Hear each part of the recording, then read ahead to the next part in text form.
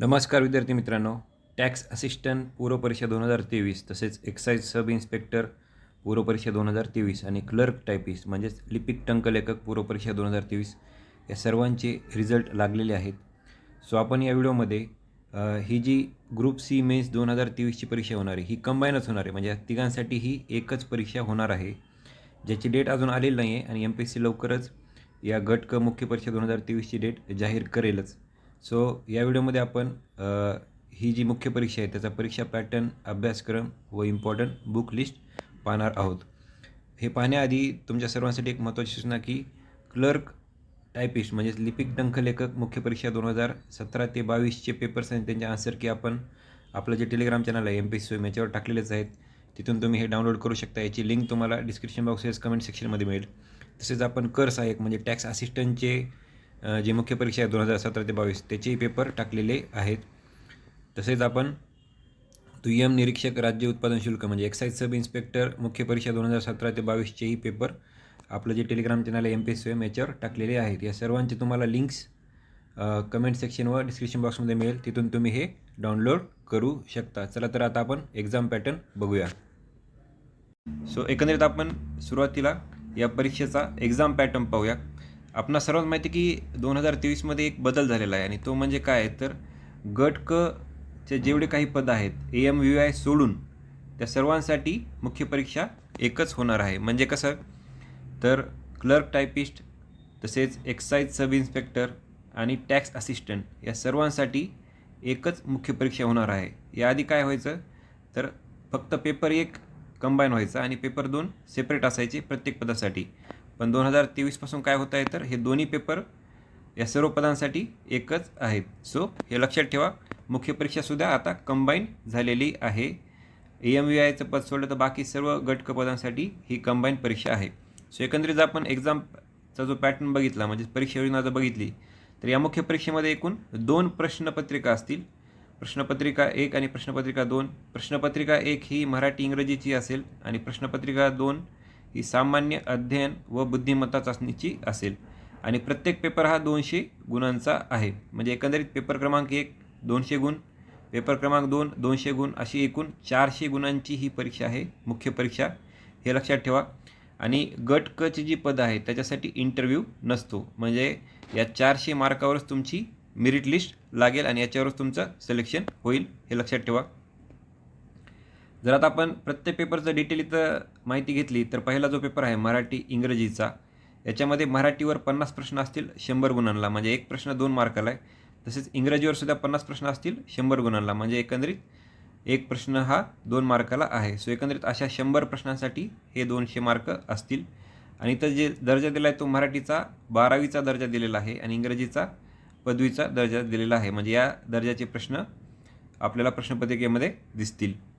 माध्यम हे लँग्वेजचं तेच असतं, इथं ट्रान्सलेशन दिलेलं नसणार आहे कारण की आपल्याला इथं भाषेची आपल्या इथं एक्झाम आहे. मग सो मराठीचे प्रश्न हे मराठीतच आणि इंग्रजी प्रश्न हे इंग्रजीतच असतील. त्याचं कुठेही ट्रान्सलेशन दिलेलं नसेल, पॅसेजचं सुद्धा ट्रान्सलेशन दिलेलं नसेल. सो हे लक्षात ठेवा. आणि एकंदरीत या 100 प्रश्नांसाठी तुम्हाला जो कालावधी आहे तो आहे 1 तास. म्हणजे तुम्हाला या 60 मिनिटामध्ये हे 100 प्रश्न इथं सॉल्व करायचे आहेत. आणि प्रश्नपत्रिकेचं स्वरूप हे वस्तुनिष्ठ बहुपर्यायी म्हणजेच MCQ फॉर्मॅटमध्ये ही परीक्षा असेल. MCQ फॉर्मॅटमध्ये म्हणजे काय तर एक प्रश्न दिलेला असेल आणि खाली 4 ऑप्शन दिलेले असतील, तुम्हाला योग्य ऑप्शन निवडायचा आहे.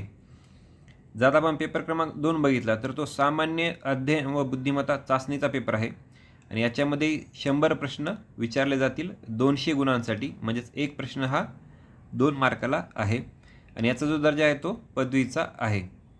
आणि याचं माध्यम हे मराठी आणि इंग्रजी दोन्ही असेल. म्हणजे पेपर क्रमांक 2 मधील जे प्रश्न आहेत ते दोन्ही भाषेत दिलेले असतील, मराठी व इंग्रजी. तुम्हाला जी भाषा सोयीस्कर आहे त्या भाषेमध्ये तो प्रश्न वाचून त्याचं उत्तर द्यायचं आहे. आणि जो कालावधी आहे तो आहे 1 तासाचा. म्हणजे हे जे 60 मिनिटं आहेत त्याच्यामध्ये तुम्हाला हे 100 प्रश्न सॉल्व करायचे आहेत. आणि प्रश्नपत्रिकेचं स्वरूप हे वस्तुनिष्ठ बहुपर्यायी असेल. म्हणजेच MCQ फॉर्मॅटमध्ये ही परीक्षा असेल. सो एकंदरीत आपण दोन्ही पेपरचं हे एक्झाम पॅटर्न बघितलेला आहे. आता एक महत्त्वाचा प्रश्न इथं येतो की निगेटिव्ह मार्किंग कशी असेल. तर निगेटिव्ह मार्किंग या परीक्षेमध्ये आहे आणि ती कशी आहे तर 25% म्हणजेच 1/4 आहे. म्हणजे तुमचा एक प्रश्न जर चुकला तर तुम्हाला जे मार्क मिळाले त्या मार्कमधून त्या प्रश्नाला जेवढे मार्क दिलेले आहेत त्याच्या 1/4 म्हणजे आता कसं की आपल्या या परीक्षेमध्ये एका प्रश्नाला 2 मार्क आहेत, मग याच्या 1/4 किती होतं तर अर्धा मार्क होतो. सो तुमचा एक प्रश्न जर चुकला तर तुम्हाला जे गुण मिळाले त्या गुणमधून अर्धा मार्क तुमचा वजा होतो. अशा प्रकारची ही 1/4 निगेटिव्ह मार्किंग आहे, हे लक्षात ठेवा. जर तुम्ही एखाद्या प्रश्नाचं उत्तरच दिलं नाही तर तिथं तुमचे कोणतेही मार्क कट होणार नाहीत. इथं आपण बघू शकतो की एखाद्या प्रश्नाचं जे उत्तर आहे ते जर तुम्ही दिलं नाही तर तिथं निगेटिव्ह मार्किंग नाही. आणि जर तुम्ही एका प्रश्नाचे एकपेक्षा जास्त उत्तर दिले, म्हणजे समजा आपल्याला इथं 4 असे सर्कल असतात आणि तुम्ही 2 सर्कल इथं जर डार्क केले तर ते सुद्धा निगेटिव्ह धरलं जाईल आणि तिथंही निगेटिव्ह मार्किंग तुमची होईल, हे लक्षात ठेवा. इथं असं दिलेलं आहे. आणि जे मार्क्स मिळतील ते जर अपूर्णांकात असतील तर ते अपूर्णांकातच ठेवले जातील. हे बहुतांश सर्व MPSC विद्यार्थ्यांना आत्तापर्यंत माहीत झाले, कारण कट ऑफ हा अपूर्णांकातच लागतो आहे. म्हणजे याचा अर्थ काय होतो, जर समजा तुम्हाला 45.5 असे जर मार्क पडले तर ते अपूर्णांकातच ठेवले जातील. आधी याला कसं राऊंड ऑफ केलं जायचं 46, पण आता हे राऊंड ऑफ केलं जात नाही. अपूर्णांकात मार्क आले असेल तर ते अपूर्णांकातच ठेवले जातात. सो हे एकंदरीत निगेटिव्ह मार्किंगबद्दल आपण इथं बोललेलो आहोत. सो अशा प्रकारे हा एक्झाम पॅटर्न आहे. अजून एकदा मी रिवाईज करतो. 2 पेपर आहेत, प्रत्येक पेपरमध्ये 100 प्रश्न असतील 200 गुणांसाठी, म्हणजे अशी टोटल 400 मार्काची ही परीक्षा आहे. आणि प्रत्येक पेपरला 1-1 तास कालावधी आहे. म्हणजे प्रत्येक पेपरमधले जे 100 प्रश्न आहेत ते तुम्हाला 60 मिनिटात सॉल्व्ह करावे लागतील. आणि प्रश्नपत्रिकेचं स्वरूप हे MCQ फॉर्मॅट, म्हणजे एक प्रश्न देऊन खाली 4 ऑप्शन दिलेले असतील, त्याच्यापैकी एक तुम्हाला प्रश्न निवडायचा आहे. सो आता आपण सिलेबस काय आहे प्रत्येक पेपरचा तो पाहूया. सर्वप्रथम आपण पेपर 1 जो आहे मराठी इंग्रजी, त्याचा सिलेबस नेमका काय दिलेला आहे तो पाहूया. जर आपण पेपर 1चा सिलेबस बघितला तर याच्यामध्ये मराठीचा सिलेबस काय दिलेला आहे तर सर्वसामान्य शब्दसंग्रह, वाक्यरचना, व्याकरण, म्हणी व वाक्प्रचार याचा अर्थ आणि उपयोग, तसेच उतार्यावरील प्रश्नांची उत्तरे. सो एकंदरीत आपण याला अजून जर डिकोड केलं तर काय ह्याचा अर्थ निघतो तर एकतर व्याकरण आहे, त्याच्यानंतर शब्दसंग्रह म्हणजे वोकॅब्लरी, त्याच्यामध्ये मग म्हणी, म्हणी, वाक्प्रचार, समानार्थी, विरुद्धार्थी हे सर्व आलं. आणि त्याच्यानंतर असेल एक उतारा. अशा प्रकारे 3 महत्त्वाचे हे घटक आहेत. आता लगेच आपण याची बुकलिस्टसुद्धा डिस्कस करूया. तर मराठीसाठी महत्त्वाचे बुकलिस्ट कोणते आहेत तर मोरा वाळंबे सरांचं जे व्याकरणचं पुस्तक आहे ते सर्वात महत्त्वाचं आहे. लाल कवरचं जे पुस्तक आहे मोरा वाळंबे सरचं ते लक्षात ठेवा तुम्ही, व्याकरणासाठी महत्त्वाचं आहे. तसेच शब्दसंग्रहासाठी सुद्धा मोरा वाळंबे सरचं एक पुस्तक आहे, ते तुम्ही शब्दसंग्रहासाठी इथं यूज करू शकता किंवा दुसऱ्या कोणत्याही पब्लिकेशनचा सुद्धा यूज करू शकता. पण मोरा वाळंबे सरांची ही 2 पुस्तकं चांगली आहेत. आणि तिसरं महत्त्वाचं म्हणजे प्रिव्हियस इयर क्वेश्चनसाठी लोकसेवा पब्लिकेशनचं सुद्धा इथं पुस्तक आहे मराठीचं. आत्तापर्यंत MPSCचे जेवढे काही मराठीचे पेपर झालेले आहेत त्याचे सर्व प्रश्नांचं कंपायलेशन करून दिलेलं हे पुस्तक आहे. आणि ते आपल्याला मराठी व्याकरणासाठी महत्त्वाचं आहे, कारण की प्रिव्हियस इयर क्वेश्चन रिपीट होऊ शकतात. तसेच आपल्याला प्रश्न कशा स्वरूपाचे येतात हे सुद्धा इथं कळतं. तुम्ही लोकसेवा किंवा कोणत्याही दुसऱ्या पब्लिकेशनचं सुद्धा पुस्तक घेऊ शकता. सो एकंदरीत मी इथं 3 महत्त्वाचे पुस्तक सांगितलेत. मोरा वाळंबे सरांचं व्याकरणाचं, मोरा वाळंबे सरांचं शब्दसंग्रहाचं आणि लोकसेवा पब्लिकेशनचं प्रिव्हियस इयर क्वेश्चन पेपरचं. सो हे 3 पुस्तकं महत्त्वाचे आहेत मराठीसाठी. आता आपण इंग्रजीचा सिलेबस इथे बघूया. इंग्रजीचा सिलेबस काय आहे तर common, vocabulary, sentence structure, grammar, use of idiom and phrases, their meaning and comprehension of passage. So ह्याच्यामध्ये 3 महत्त्वाचे घटक आहेत. पहिलं म्हणजे ग्रामर, त्याच्यानंतर आहे वोकॅब्लरी ज्याच्यावर बरेचसे प्रश्न विचारले जातात, आणि तिसरं आहे पॅसेज. सो अशा प्रकारे 3 महत्त्वाचे घटक आहेत इंग्रजीमध्ये सुद्धा. जर इंग्रजीचं आपण इथं पुस्तकं बघितले तर मी महत्त्वाचे पुस्तकं जे सांगतोय तो आहे, पहिलं आहे ते आहे बाळासाहेब शिंदे सरांचं ग्रामरचं पुस्तक. त्यानंतर SP बक्षी यांचंसुद्धा एक ऑब्जेक्टिव्ह इंग्लिश म्हणून पुस्तक आहे. याच्यामध्ये तुम्ही जे MCQ फॉर्मॅटमधले क्वेश्चन आहेत त्याचं इथे प्रॅक्टिस करू शकता. याच्यामध्ये सुद्धा काही वोकॅब्लरी दिली आहे ती सुद्धा महत्त्वाची आहे. आणि तिसरं म्हणजे इंग्रजीसाठी सुद्धा कोणत्याही पब्लिकेशनचं तुम्ही प्रिव्हियस इयर क्वेश्चनचं पुस्तक इथं घेऊ शकता. लोकसेवा पब्लिकेशनचं सुद्धा आहे. जर ते तुम्हाला पाहिजे नसेल तर तुम्ही दुसऱ्या पब्लिकेशनचं सुद्धा यूज करू शकता. सो अशा प्रकारे आपण मराठी आणि इंग्रजीचे 3 पुस्तकं इथं महत्त्वाचे सांगितलेले आहेत. सो पेपर क्रमांक 1चा आपण इथं सिलेबस आणि जी बुकलिस्ट आहे इम्पॉर्टंट बुकलिस्ट ती बघितलेली आहे. आता आपण पेपर क्रमांक 2चा सिलेबस पाहूया.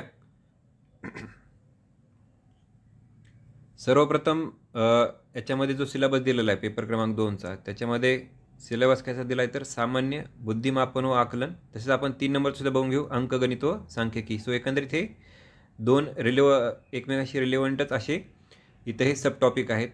म्हणजे हे जे टॉपिक आहेत 1 आणि 3 ते काय आहेत तर सीसॅट किंवा ज्याला आपण अंकगणित व बुद्धिमत्ता असं म्हणतो, हे टॉपिक आहेत. याच्यात काय दिले तर उमेदवार किती लवकर व अचूकपणे विचार करू शकतो हे आजमावण्यासाठीचे प्रश्न असतील. सो हे अंकगणित आणि बुद्धिमत्ता जे आहेत याच्यासाठी तुम्ही कोणते पुस्तक यूज करू शकतात तर सचिन ढवळे सरांचं पुस्तक आहे. तसेच त्यांचे यूट्यूबवर काही व्हिडिओजसुद्धा आहेत, हे तुम्ही बघून घेऊ शकता. तसेच प्रिवियस इयर क्वेश्चन आतापर्यंत MPSCनं कशा प्रकारचे प्रश्न विचारलेले आहेत हे सुद्धा तुम्ही बघून घ्या. आणि हा जो विषय आहे याच्यामध्ये प्रॅक्टिस महत्त्वाची आहे.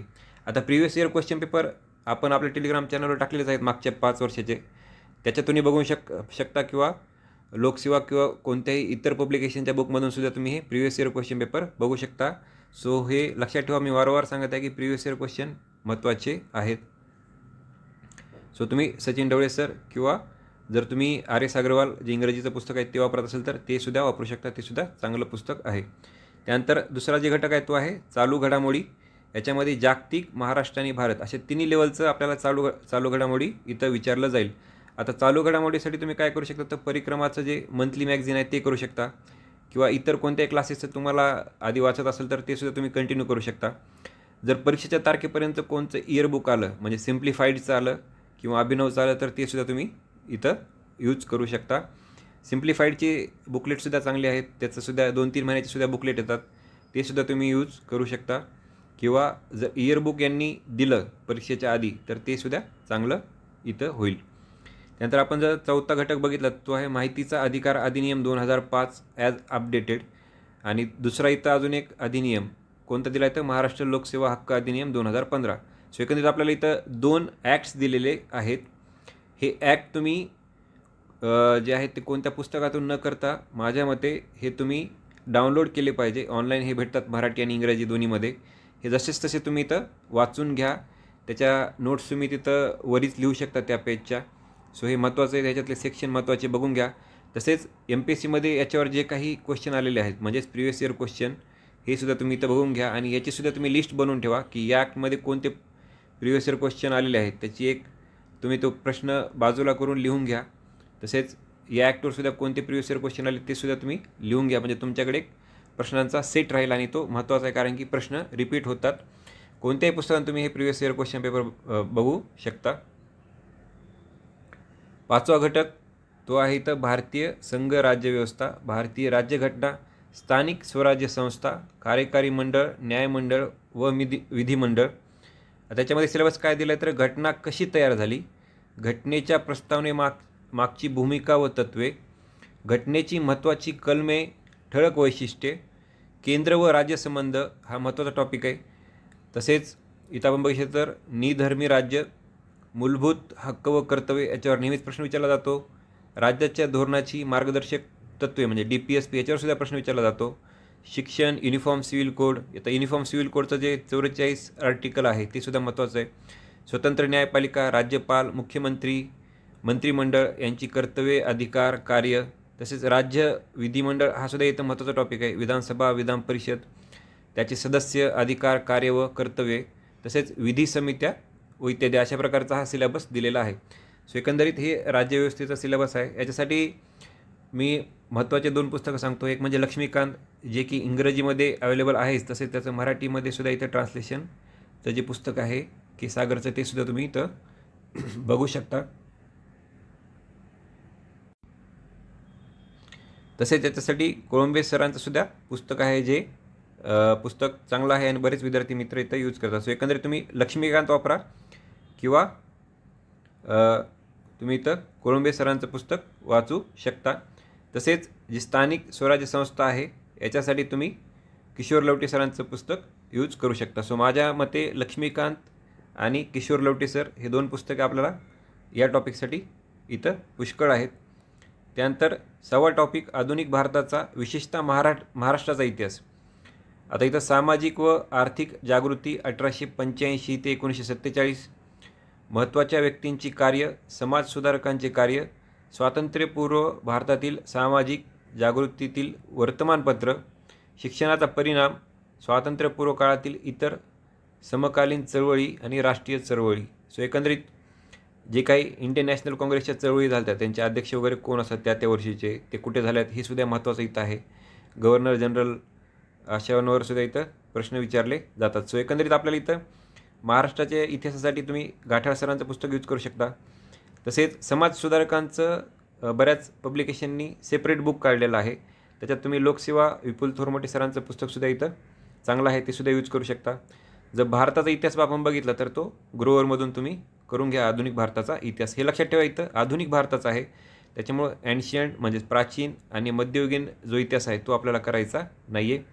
शक्यतो महाराष्ट्रातील जे समाजसुधारक आहेत यांच्यावर जास्त प्रश्न विचारले जातात, त्याच्यामुळे समाजसुधारक आपल्याला त्याचं जे सेपरेट बुक आहे ते घेऊन त्याचा चांगला अभ्यास करायचा आहे, हे लक्षात ठेवा. तसेच इथं तुम्ही जो आपला तात्यांचा ठोकळा आहे त्याच्यातून सुद्धा रिव्हिजन करू शकता, त्याच्यामुळे त्यातील सुद्धा याचे काही जे पेजेस आहेत ते तुम्ही वाचून घ्या, हे लक्षात ठेवा तुम्ही इथं. त्यानंतर पुढचा जो इथं टॉपिक आहे तो जॉग्राफी रिलेटेड आहे, भारताचा व महाराष्ट्राचा भूगोल. याच्यामध्ये सिलेबस काय दिला आहे तर महाराष्ट्राचा व भारताचा प्राकृतिक म्हणजे फिजिकल भूगोल, मुख्य प्राकृतिक फिजिओग्राफिक विभाग, हवामानशास्त्र म्हणजे क्लायमेट, पर्जन्यमान व तापमान, पर्जन्यातील विभागावर बदल, नद्या, पर्वत, पठार याच्यावर नेहमीच प्रश्न विचारला जातो. विविध भूरूपे, राजकीय विभाग, प्रशासकीय विभाग, नैसर्गिक संपत्ती, वने व खनिजांवर सुद्धा नेहमी प्रश्न विचारला जातो. मानवी व सामाजिक भूगोल, लोकसंख्या, लोकसंख्येचे स्थानांतर, मायग्रेशन व पॉप्युलेशन, त्यांचे उगम, तसेच डेस्टिनेशनवर परिणाम, ग्रामीण वस्त्या व तांडे, झोपडपट्ट्या व त्यांचे प्रश्न. सो अशा प्रकारे हा भूगोलचा इथं सिलेबस आहे. आणि पर्यावरणाचा सुद्धा इथं सिलेबस दिलेला आहे. सो हे लक्षात ठेवा, इथं पर्यावरणावरही प्रश्न येतील. मानवी विकास व पर्यावरण, पर्यावरणपूरक विकास, नैसर्गिक साधनसंपत्तीचे संधारण, विशेषतः इथं वनसंधारण, विविध प्रकारची प्रदूषणे व पर्यावरण आपत्ती. सो लक्षात ठेवा, क्लायमेट चेंज आणि पोल्युशन हे टॉपिक नेहमीच इथं करंट अफेअरमध्ये असतात, त्याच्यामुळे हे तुम्हाला इथं महत्त्वाचं आहे आणि याच्यावर यावर्षी नक्कीच प्रश्न येतील. पर्यावरण संवर्धनात कार्यरत असलेल्या राज्य, जागतिक पातळीवरील संघटना. सो एकंदरीत जे कॉन्फरन्स ऑफ पार्टीज होतात COP 26, 27, 28 हे कुठं होतात हे सुद्धा तुम्हाला माहीत असणं गरजेचं आहे. सो एकंदरीत याच्यासाठी तुम्ही कोणतं पुस्तक वापरू शकता तर सौदी सरांचं जे भूगोल आणि पर्यावरणचं पुस्तक आहे तेवढं एकच पुस्तक माझ्यानुसार ह्याला पुष्कळ आहे, त्याच्यामुळे ते पुस्तक महत्त्वाचं आहे, सौदी सरांचं भूगोल व पर्यावरण. आता 8वा टॉपिक सुद्धा महत्त्वाचा आहे, सामान्य विज्ञान व तंत्रज्ञान. सचिन भस्के सरांचं जे पुस्तक आहे सामान्य विज्ञानचं ते तुम्ही इथं यूज करू शकता. तसेच ज्या विद्यार्थ्यांना इंग्लिशचं काही इथं प्रॉब्लेम नाही तर त्यांनी लुसंटचं सुद्धा एक जनरल सायन्सचं पुस्तक आहे, ते सुद्धा तुम्ही इथं बघून घेऊ शकता. तसेच मी तुम्हाला सांगितलं नाही की तुम्ही भूगोलचे सुद्धा प्रिव्हियस इयर क्वेश्चन करायला पाहिजे. तसेच इतिहासासाठी सुद्धा प्रिव्हियस इयर क्वेश्चन तुम्ही बघून घ्या, हे प्रश्न रिपीट होतात, त्याच्यामुळे हे महत्त्वाचं आहे. आता सामान्य विज्ञानमध्ये आपण बुक्स तर बघितलेले आहेत, एकतर सचिन भस्के सरांचं जे मराठीतलं आहे सामान्य विज्ञान किंवा लुसंटचं जे जनरल सायन्स आहे, याच्यापैकी एक तुम्ही इथं वापरू शकता. आता इथे सिलेबस काय दिला आहे तर फिजिक्स, केमिस्ट्री, झुऑलॉजी, बॉटनी हे तर टॉपिक तुमच्या इथून कवर होतील. तसेच जे पुढचे टॉपिक आहे त्यासाठी तुम्हाला थोडं इंटरनेटची इथं सहाय्यता घ्यावी लागेल. दूरसंवेदन, हवाई व ड्रोन छायाचित्रण, भौगोलिक माहिती व प्रणाली त्याचे उपयोजन म्हणजेच remote sensing, aerial and drone photography, geographic information system म्हणजे GIS, इट्स ॲप्लिकेशन. हे तुम्हाला सचिन भस्के सरमध्ये काय मिळेल किंवा तुम्हाला ऑनलाईन हे बघावे लागेल. त्यानंतर information and communication technology. So काही प्रश्न हे ICT म्हणजे इन्फॉर्मेशन टेक्नॉलॉजीसुद्धा येतील, त्याच्यामुळे कॉम्प्युटर हा सेक्शनसुद्धा आपल्याला इथं महत्त्वाचा ठरतो.